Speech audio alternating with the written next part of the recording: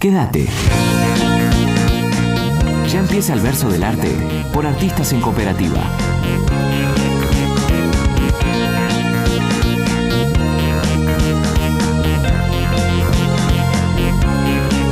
A lo lejos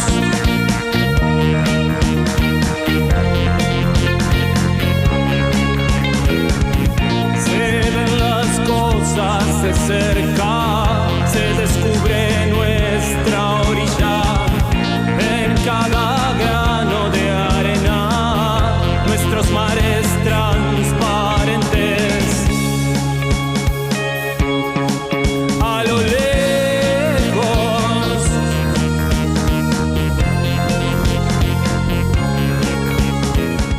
Buenas noches, estás escuchando El Verso del Arte. Este es un programa realizado por Artistas en Cooperativa.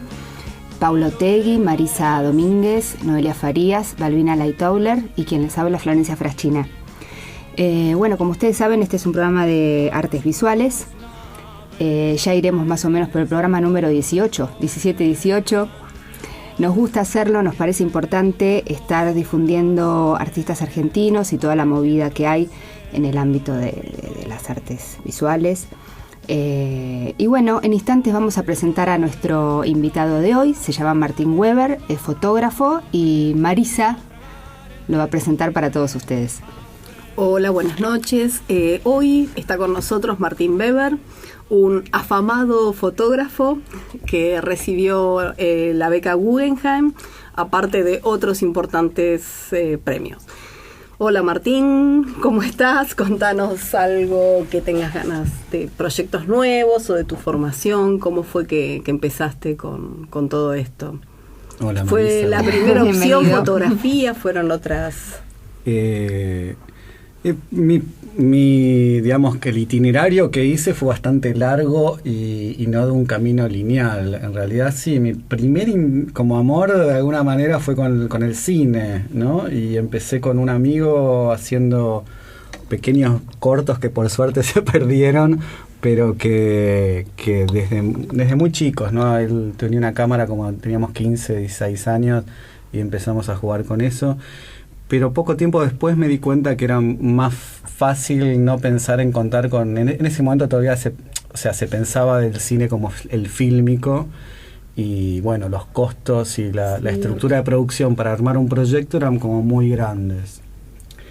Y tuve la suerte que en ese momento yo iba a un secundario a Buenos Aires y vino de casualidad Horacio Coppola a dar un taller los fines de semana, y ahí empecé, y después de eso me fui a Chile, lugar donde había nacido, después que mis padres se habían ido después de Noche de Bastones Largos, y nunca había vuelto hasta ese año que volví para un encuentro de jóvenes, un encuentro en el cual coincidió con el atentado a Pinochet.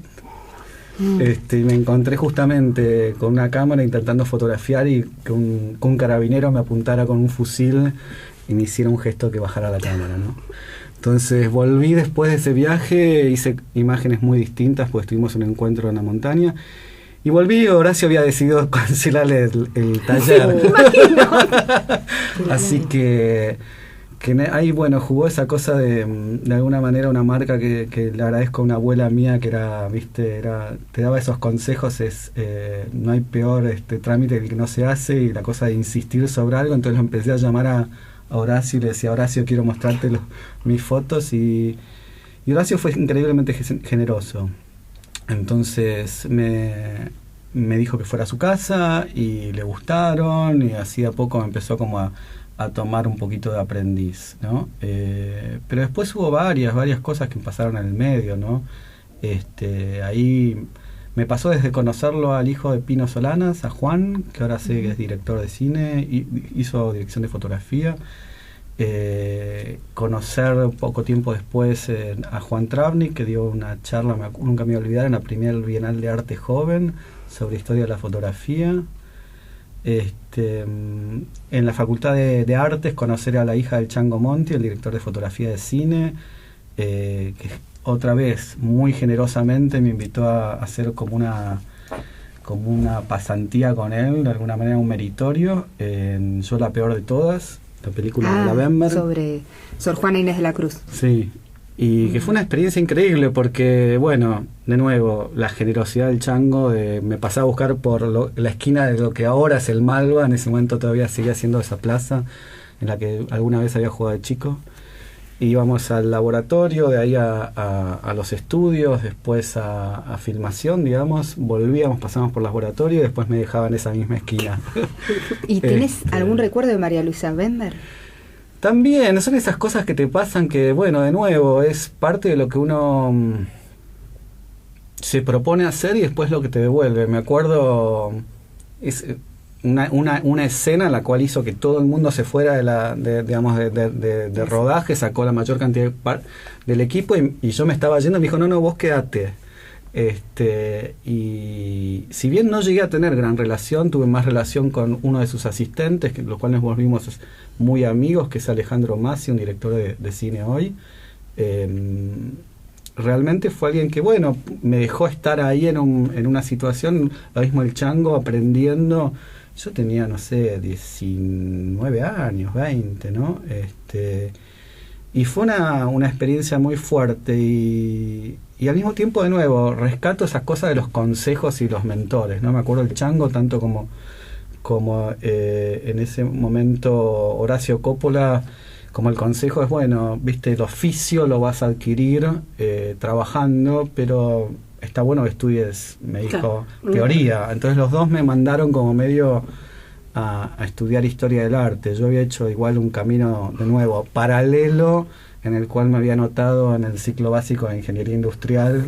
Había hecho... Nada que ver. Claro, los ciclos básicos de economía y abogacía al mismo tiempo, a las cuales entré.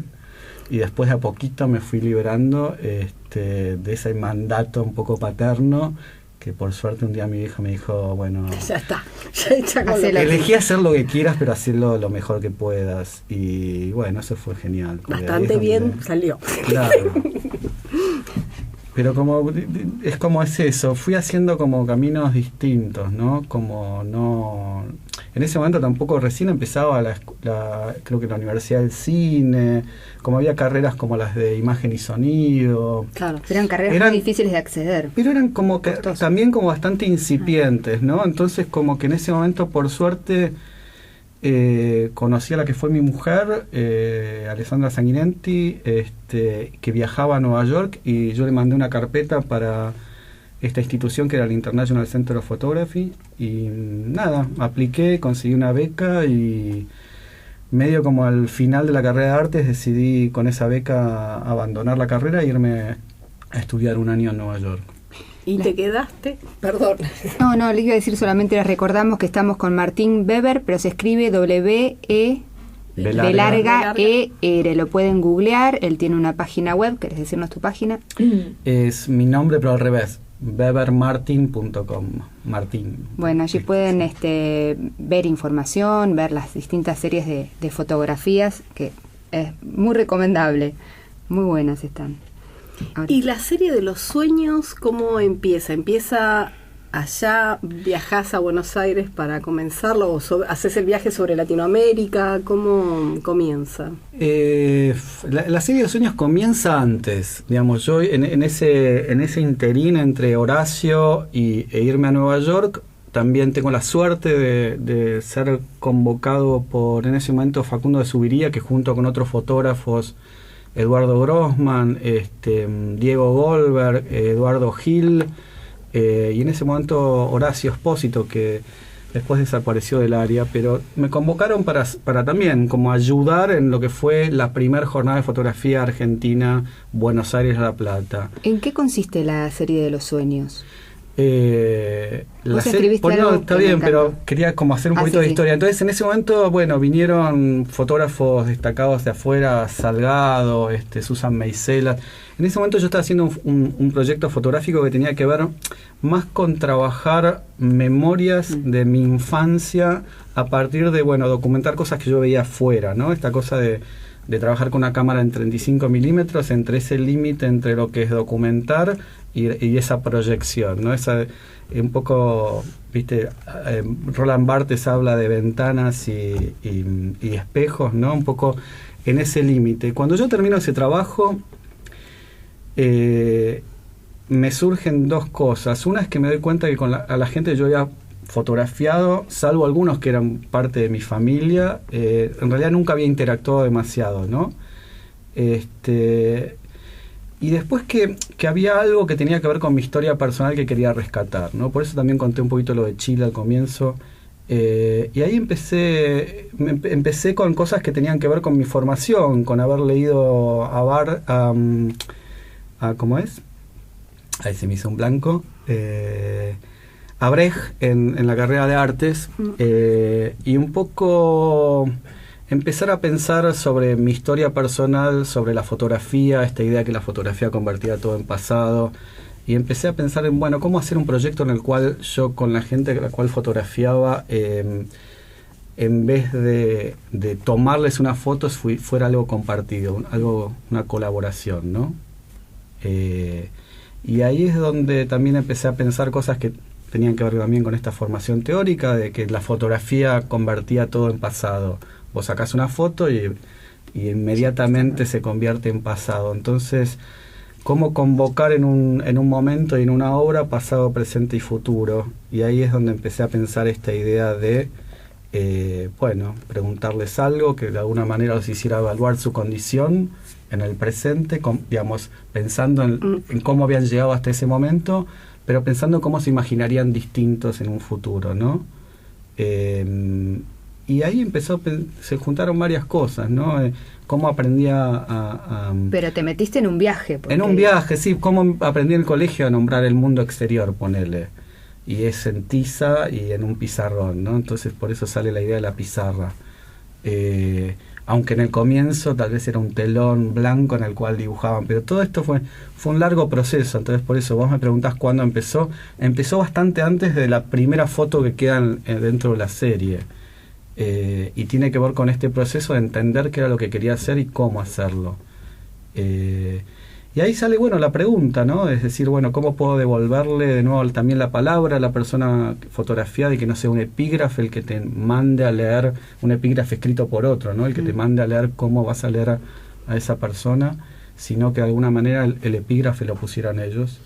Y ahí sale la pregunta del sueño, el deseo, ¿no? Hay una relación también con la obra de Greco, no sé si te lo dijeron alguna vez o es algo adrede. Yo cuando las vi me fui directamente a pensar, por supuesto que las conexiones son otras, desde lo que cita y lo que dice Greco, pero desde la imagen visual hay una referencia como muy fuerte en la cuestión del lugar, la persona, la palabra escrita. Sí, el hecho de alguna manera de trabajar entre lo que es el arte y la vida, ¿no? Uh-huh. Me encanta la relación, no era algo que había pensado, pero en cuanto me lo mencionó alguien fue una relación que me encantó. Me parece, aparte su obra realmente me parece muy sólida y muy fuerte,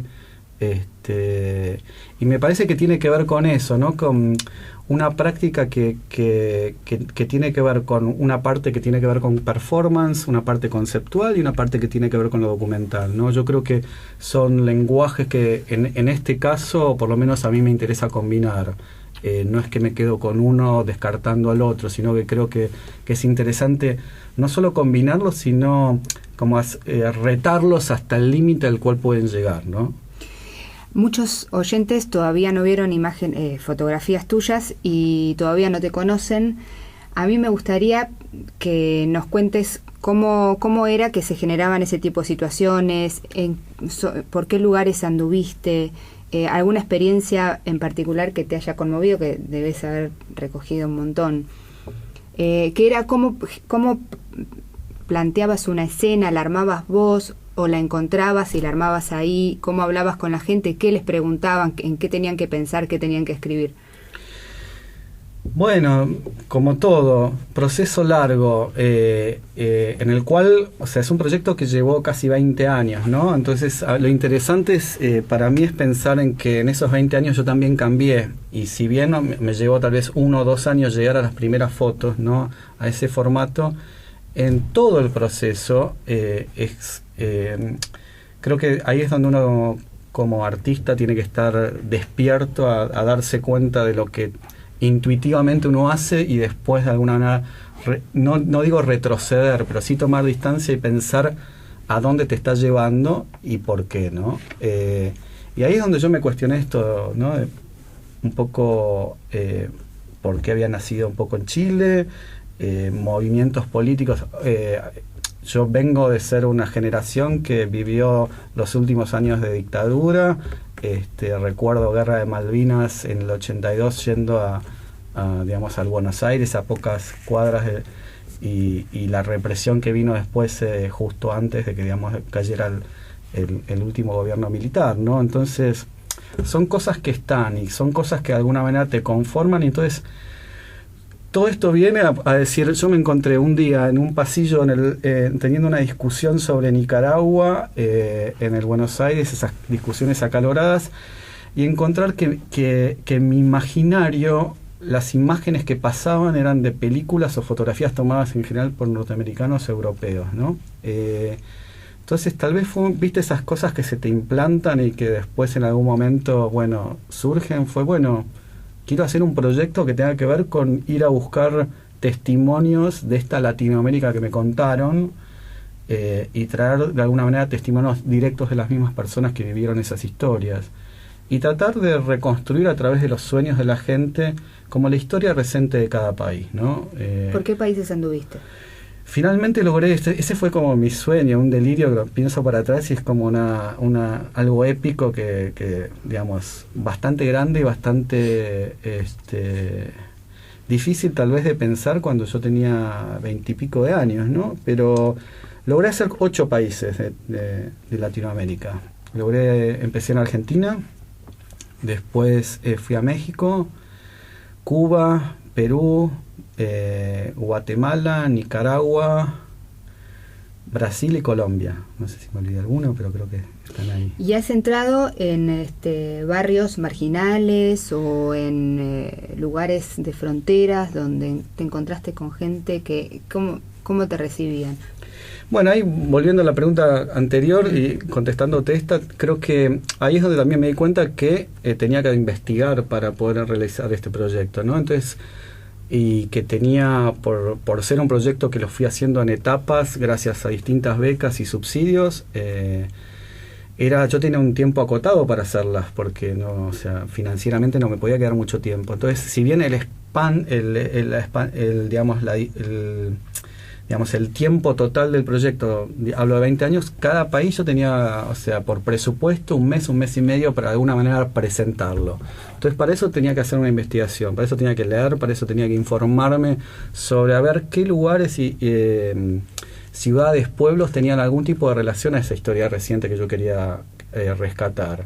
¿Por qué? Porque a partir de ir a esos lugares yo esperaba que, no forzando a nadie, esa historia fuera a salir, ¿no? Que de alguna manera, como me pasó en Nicaragua, si yo iba a Estelí, donde fue la última batalla donde le ganaron a la Guardia de Somoza, de alguna manera a alguien, si yo encontraba a la madre de alguien, que fue lo que fui a un centro de madres de héroes, digamos, de la revolución, me encontré con una madre que me terminó su sueño era encontrar su cuerpo de su hijo caído en la lucha contra Somoza, ¿no? Sí, por eso te preguntaba. Entonces ahí es donde hay una parte que es de alguna manera la investigación, y otras partes como invitas a participar a alguien y el azar, ¿no? Son como distintas cosas. Y en cuanto a lo que vos decís de cómo te encontrás con la situación, es eso. Hay imágenes, sobre todo al principio las de Argentina, más intuitivas. Hay fotos que saqué aquí cerca, caminando de vuelta a mi casa, que me llamó la atención la mirada de un tipo, y cuando volví me di cuenta que no tenía brazos, ponele, pero yo era eso, yo no fui a él, fui porque siempre que pasaba delante de él tenía una mirada súper intensa, ¿no? Y él estaba súper feliz que lo fotografiara. Y ahí es donde también aparece esta cosa de devolver, ¿no? Del momento mismo, ¿no? A veces en la fotografía mucha gente habla de, bueno, si uno le da la foto después. Yo empecé a rescatar sobre todo de la fotografía algo que creo que se está perdiendo, tal vez, que es esa cosa del momento compartido, que me parece fundamental. La foto que toma un tiempo. Claro. Por eso ahora vuelvo a algo también que tiene que ver con lo inicial, es que yo cambié de una cámara de 35 milímetros a una cámara de placas de 10 por 12 centímetros al estilo antigua, que hay que ponerla en un trípode, que hay que ponerse una capa, que la ves a la imagen invertida 2 veces, y que eso me ayudaba más allá del hecho de poder rescatar con un detalle muy importante, o sea, hasta la textura de lo que tienen puesto, porque de nuevo trabajamos sobre lo visual. Lo visual tiene que ver con la información, y como la obra de arte que decía Roland Barthes, si vos creas una estructura que a cuanto más información vos proyectás, más información sacás, creo que ahí hay elementos que funcionaban. De nuevo, no por el preciosismo de la calidad de las fotos, sino por el tema de información. Entonces pasé a ese otro formato, y ese otro formato también me imprimió un tiempo muy distinto a cómo relacionarme con esas personas, a cómo estar en su tiempo, en su espacio, compartirlo, escucharlos. Y muchas de las escenas que termino armando, que tienen una teatralidad, que ahí podemos volver a la idea de lo de Brecht, tienen que ver con estar atento, alerta, a escuchar, y de alguna manera, en algunos casos, pedirle que repitan algunas cosas. Ver que si al principio yo trabajaba con sujetos aislados, después me di cuenta que también en cuanto a información había otros sujetos, sus hermanos, sus familias, sus amigos, alguien que estaba cerca, que de alguna manera aportaban esa escena. Los animales. Animales. Sí. Lo fortuito también empieza, o sea, Claro. yo empiezo a controlar algo por mismo las necesidades de esta cámara, que si te moves te vas de foco, al hecho también de en un momento, esto también tiene que ver el oficio, ¿no? Y crecer dentro del proyecto, decir, bueno, también dejar que muchas cosas no controlarlas y esperar a ese azar que suceda, ¿no? Hay una de un caballo, que es un grupo de gente con un caballo, que es maravillosa, que el caballo es lo único que está fuera de foco. Se mueve, Se mueve. está sí. movido. Bueno, todo lo que podemos ver a través de una foto y todas las historias que tienen una foto que vemos. Bueno, les volvemos a recordar que estamos con Martín Weber, que lo pueden googlear. Y vamos a escuchar un tema de los que trajo Martín para compartir. ¿Qué Si nos lo trajiste? querés presentar. Sí. Por el suelo, ¿no? De Manu Chao. Jefe del Ejército Libertador del Sur, Emiliano Zapata, manifiesto zapatista en náhuatl.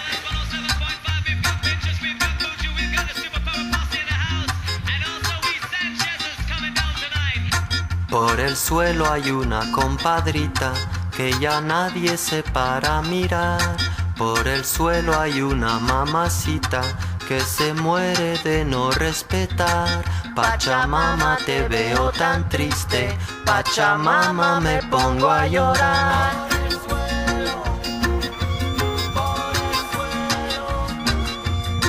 Esperando la última ola, cuídate no te vaya a mojar. Escuchando la última rola, mamacita te invito a bailar.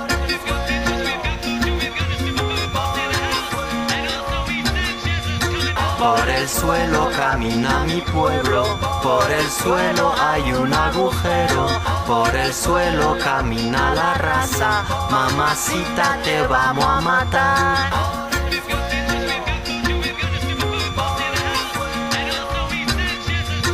Esperando la última ola, Pachamama, me muero de pena. Escuchando la última rola, mamacita te invito a bailar. Por el suelo camina mi pueblo, por el suelo muriendo condena. Por el suelo el infierno quema, por el suelo la raza va ciega. Esperando la última ola, Pachamama, me muero de pena. Escuchando la última rola, mamacita te invito a bailar.